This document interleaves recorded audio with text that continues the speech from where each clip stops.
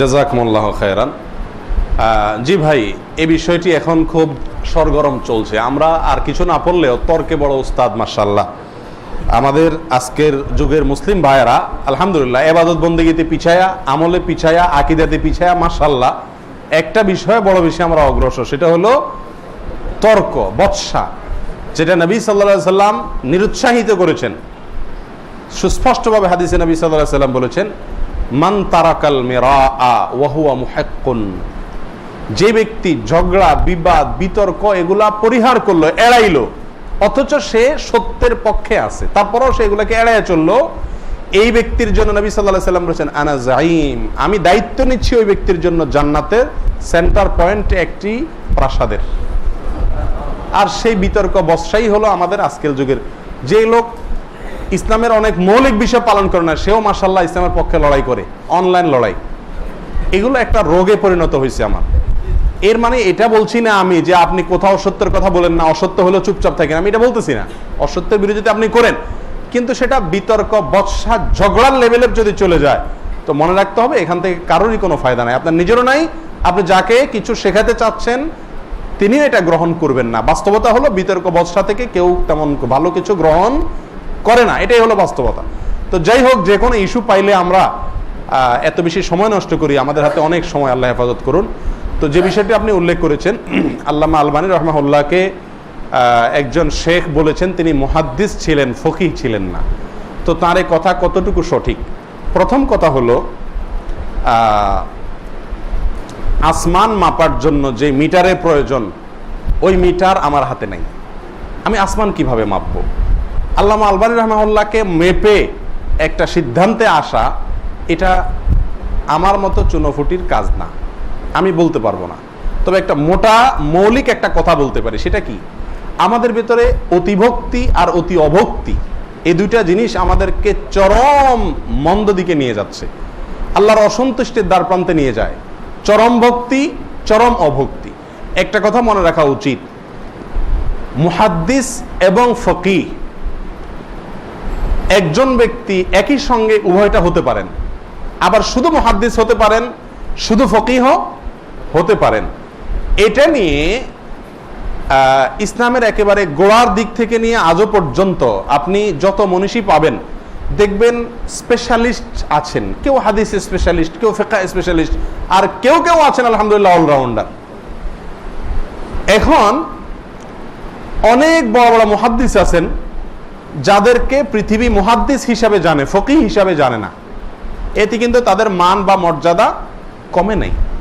আবার অনেক মুহাদ্দিসকে আল্লাহ সুবহানাহু ওয়া তাআলা, সাধারণ মানুষ অনেক মুহাদ্দিসকে, এই ফকিহকে ফকিহ হিসাবে জানেন, অনেক আলেমকে তিনি ফিকহ ভালো বুঝেন, হাদিসের মতন স্পেশালিস্ট, মতনটা ভালো বুঝেন, মতনের ব্যাখ্যা বিশ্লেষণ ভালো বুঝেন, কিন্তু সনদ বা সূত্রটা সে সম্পর্কে ওনার খুব বেশি ধারণা নাই, অথবা ওইটা ওনার কাজ না।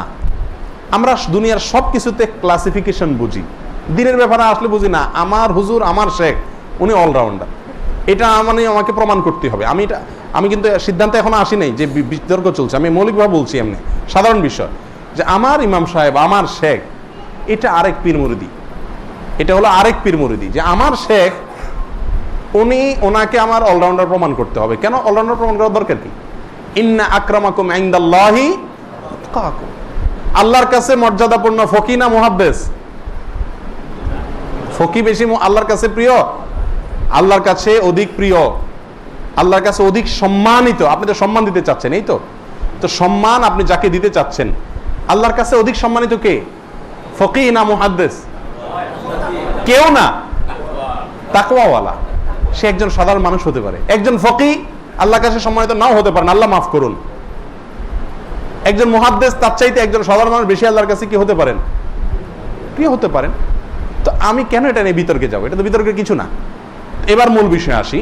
এটা মৌলিক কথা বললাম যে একজন মানুষ তিনি মুহাদ্দিস হতে পারেন, আরেকজন মানুষ ফকিহ হতে পারেন, এর ভিতরে সম্মান অসম্মানের কোনো বিষয় নাই, মর্যাদা কম বেশি হওয়ারও বিষয় নাই। শুধু মুহাদ্দিস হওয়া বা শুধু ফকিহ হওয়াতে কোনো দোষের কিছু নাই। সাধারণত যার সমস্ত ধ্যান, জ্ঞান, গবেষণা, কর্ম, সাধনা হাদিস নিয়েই ছিল, হাদিসের সনদ এর সহিহ জয়ীফ এগুলো নির্ণয় করা নিয়েছিল, তাদেরকে মুহাদ্দিস বলা হয়। আর যিনি হাদিসের সনদের চাইতে মতন নিয়ে কাজ করেছেন বেশি, তাদেরকে সাধারণত মাসআলা মাসাইল গবেষণা করে বের করেছেন, ইস্তেমবাদ করেছেন, ইস্তেখরাজ করেছেন, ইজতিহাদ করেছেন, গবেষণা করেছেন মতন নিয়ে, অর্থ নিয়ে, ব্যাখ্যা নিয়ে, তাদেরকে সাধারণত ফকিহ বলা হয়। এই যে দুটি বিষয়, এটা কিন্তু আপেক্ষিক। কিরকম আপেক্ষিক? একজন মুহাদ্দিস কিন্তু ফকিহ, আবার একজন ফকিহ মুহাদ্দিস। কোন অর্থে? কিছু না কিছু হাদিস উনি জানেন, হাদিস সম্পর্কে কিছু ধারণা ওনার আছে। আবার একজন ফকিহ, একজন মুহাদ্দিস, তিনি যে ফিকহ কিছুই জানেন না এরকম না, তিনিও ফিকহ অনেক কিছুই হয়তো জানেন। একজন একটা চ্যাপ্টার নিয়ে কাজ করেছেন, আরেকটা বিভাগ, আরেকজন আরেকটা বিভাগ নিয়ে কাজ করেছেন। তো এই কারণে কোন কারোর মর্যাদা কমবেও না, বাড়বেও না। এবার আসি আপনার মূল প্রশ্নের উত্তরে। আল্লাহ রাহমাহুল্লাহ কি মুহাদ্দিস ছিলেন নাকি ফকিহ ছিলেন নাকি দোনোটা ছিলেন? তো এটার উত্তর আমি শুরুতে ইঙ্গিত দিয়ে দিছি যে এটা মাপার মতো ফিতা আমার কাছে নাই, অনেক বড় ফিতা দরকার। যে ফিতা আমার কাছে নেই, আমি বলতে পারবো না যে উনি মুহাদ্দিস ফকিহ দুইটাই ছিলেন না শুধু মুহাদ্দিস ছিলেন। উনি যে মুহাদ্দিস ছিলেন সেটা সারা পৃথিবীতে স্বীকৃত, কারোর অস্বীকার করার কোনো সুযোগ নাই। যিনি হাদিসের উপরে তার যে খেদমত, সমসাময়িক যুগে হাদিসের উপরে এত ব্যাপক খেদমত অন্য কেউ করতে পেরেছেন এরকম আমরা জানি না। অথচ হাদিসের উপরে উনি যে খেদমতগুলো করে গেছেন, আল্লামা আলবানী রাহিমাহুল্লাহ, এই খেদমতগুলোর বড় প্রয়োজন ছিল, সমসাময়িক যুগে কেউ করছিল না, তার দিয়ে আল্লাহ তাআলা এই কাজগুলো করাইছেন। পাশাপাশি তিনি যে ফিকহ বুঝতেন না তা না, কিন্তু সেক্ষেত্রে ওনাকে ফকিহ প্লাস মুহাদ্দিস, ফিকহ যেই লেভেলে ফিকহ বুঝলে ফকিহ বলবে। ডাক্তারের কিছু কিছু পয়েন্ট আমরা সবাই জানি, কিন্তু সেজন্য আমাদেরকে ডাক্তার বলে না। এখন যেই লেভেলের ফিকহ আপনার নিয়ে ওনার গবেষণা থাকলে, কাজ থাকলে ওনাকে ফকিহ বলবে। ওই লেভেলের অত বেশি ফিকহ নিয়ে ওনার কর্ম ছিল কিনা, সাধনা ছিল কিনা, সেটা ওই যে বললাম ফিতা মাপার আমার নাই। এই জন্য আমরা এগুলো নিয়ে, আমি প্রথম অনুরোধ করবো, এগুলো নিয়ে বিতর্কের কিছু নাই। যে আলেম বলেছেন উনি মুহাদ্দিস ছিলেন, ফকিহ ছিলেন না, আমি সেখানে দোষের তেমন কিছু দেখি না। সমস্যা কি?